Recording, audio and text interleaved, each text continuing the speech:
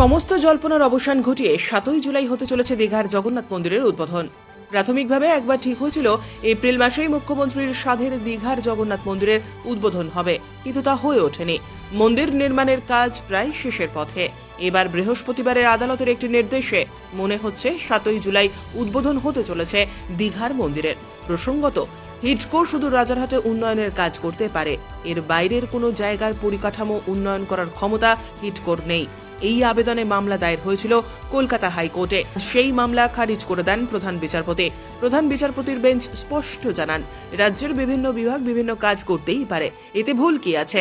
পরিকাঠামো উন্নয়নের সিদ্ধান্ত রাজ্যের, তারা যে কোনো বিভাগকে দায়িত্ব দিতে পারে, সেক্ষেত্রে কোনো সমস্যা নেই।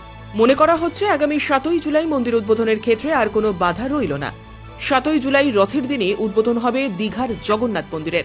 বাঙালির অন্যতম পছন্দের সৈকত শহর দীঘা।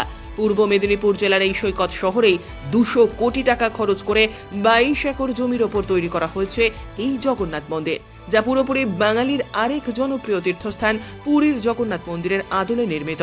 এবার অবশেষে রথযাত্রার দিনই দীঘার জগন্নাথ মন্দিরের উদ্বোধন হবে বলে চূড়ান্ত সিদ্ধান্ত গৃহীত হয়েছে।